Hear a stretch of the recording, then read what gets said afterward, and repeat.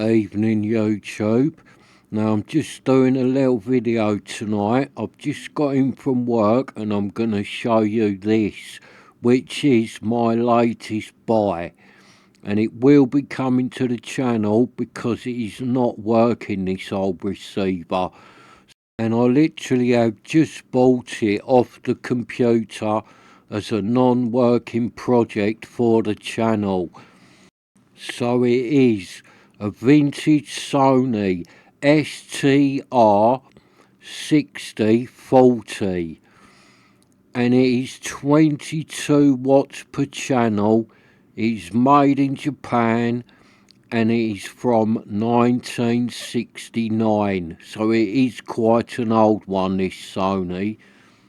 But if I can get it working, it should be a really good little receiver, because I haven't had this model before, the 6040, but I have had the 6045, which is very similar, and that was a really nice sounding little receiver. It wasn't quite as powerful as this. That one was 18 watts per channel, whereas this one is 22 watts per channel. And I think the other one I had was from about 1972 or 1973. So this one is the earlier model from 1969. And they do look more or less the same. They are very similar. This 6040 and that 6045 really do look like the same receiver, or there isn't much of a difference on the outside, so anything that is different must be on the inside. So all the switches and that feel alright on it. That one is the volume one. It might be hard to get a knob for that because it's a split knob. The back part does the speaker one side and the front part does the volume on the speaker the other side. So it's a split knob and it might be difficult to get hold of, that one. But everything else, all the switches and the pots and that, feel nice on this Sony. It's a little bit stiff, everything, where it probably hasn't been used for a long time, but it all feels nice enough. So I reckon after a good service and a nice bit of deoxit in all them pots and switches, I reckon everything on the front of this Sony could possibly be working, because it does all feel alright. Nothing is grinding or anything. It's just all a bit stiff and seized up, where it just feels like this one hasn't been used in years. So I bought this one from the computer, and I took a little bit of a chance on this one because it was listed by the seller as being 117 volts only, and the seller said this is an American version, so it will not work in the UK on 240. You'd need to get a little transformer for it before you can run it, and as he didn't have one, he had not tested it or done anything, so it was just being sold as untested and an American 117 volt only version.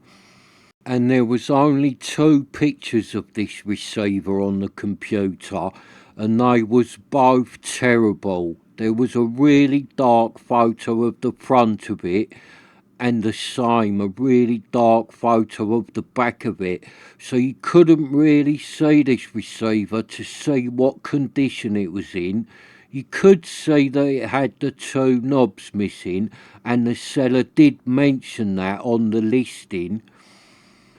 So when I looked at it and read all about it needing knobs and you might not be able to change the voltage and that, I thought, oh, the price is only cheap, but do I want to take a chance on that or not?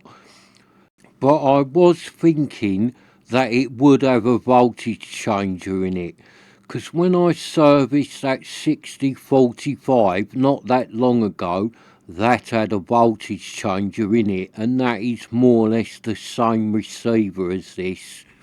So I didn't know whether to take a chance that this has got a voltage regulator in it and buy it, or just leave it. And then my missus saw it and she went, "Are you buying that?" I went, "Oh, I'm not sure." She went, "Come on, flip a coin." So that's what we did. We done heads by the Sony, tails we don't buy the Sony. So we flipped a coin, the coin came up heads, here the Sony is. So I'll just put the camera on the tripod and I'll turn it round and show you the back of this Sony. And I'll show you the little sticker on it, which was the reason the seller must have thought that this receiver is 117 volts only. So he has listed it as an American version, not suitable for use in the UK.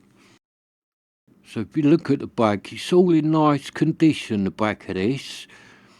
No damage on the back, it all looks nice. So there's that sticker there, look. This equipment is set for operation on 117 volts. Now that says set for operation. So that sort of tells me this has got a voltage changer in it, and it was just set to 117 volt when it came out the factory. That sticker does not mean it is only 117 volts only. That sticker says it is set to 117 volts. So the seller said he had never tried this receiver, never plugged it in or done anything with it, was just selling it, when it has got a 240 plug on it. So the chances are someone might have already changed the voltage inside this and have already been using it in the UK. Now I don't know that because I've not opened this one up yet and had a look inside it, but because it's got a 240 plug on it and the way that sticker reads, I am 99% sure that this Sony is going to have a voltage changer in it. Because that STR 6045 that I had did, and I've had quite a lot of this old Sony Hi-Fi equipment over the years, and all this old Sony stuff all has a voltage changer in it. I've never known any of it not to. So I really think that this receiver will have the little voltage changer in it. I'm going to be really surprised if it hasn't, especially with that 240 plug on it. And I did sort of think it would have a changer in it when I was looking at it in the listing.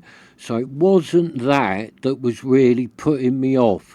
It was more the fact that the pictures looked so terrible you couldn't see what condition it was in. So it might have been really knackered as well.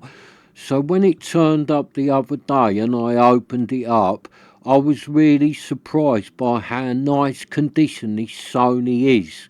This faceplate and that really is in good condition, and the metal casing on it is all in really nice condition.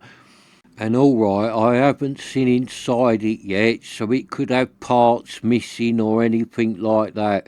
But if it is all complete inside this one, then I am really glad we done the coin toss and I bought this one. Because now that it has turned up, other than some lettering has rubbed off, it really is in much better condition than I thought it was going to be. And also I have got another little vintage amplifier coming, because later that day there was another one that I kept looking at and I wasn't sure whether to buy it or not. So we did the coin flip again and I ended up buying a little vintage Kenwood. But I don't know what that one is like yet because it hasn't arrived. but it will be another one to go on the channel because it's not working, it's not doing anything. It was just on the listing as vintage Kenwood, sold as seen, will need repair because it does not turn on. So that's all I know about the little Kenwood. So as soon as it arrives, I should do a little video on that one and show you the little Kenwood that will be coming to the channel soon. So that'll be another one to do, going on the old repair list. So this Sony's joining the queue. I've got a Kenwood joining the queue, and I've already got a load of stuff sitting in the queue to be repaired. Got some 2 sets of speakers to do. I've still got that big sharp Optonica to do. I've got the hit parade to look at, the Rogers amplifier, that nice set of tangent acoustic speakers, they still need looking at. So I've got loads of stuff to do at the minute. I have been doing the Pioneer though, the Pioneer SX750. I've already done 2 videos on that, which are on the channel now. I've done one where I was fault finding on it, and one where I've been right through it with deoxing. So the next time I get home from work early, I'm going to put that Pioneer back together, because it's sitting on my floor over there at the minute. It is all in bits, all the front are still off of it. It's just sitting there looking very sorry for itself, but all the deoxin will have dried out in it by now, so it is ready to go back together. I was going to do it tonight, but then I've got home from work late, so I thought I won't do that tonight. So the next day I get home from work a little bit early, I shall put that Pioneer SX750 back together, and hopefully that one might be working with a bit of luck, and then that will be one of the things ticked off of my ever-growing repair list. So thank you for watching, and I shall see you next time.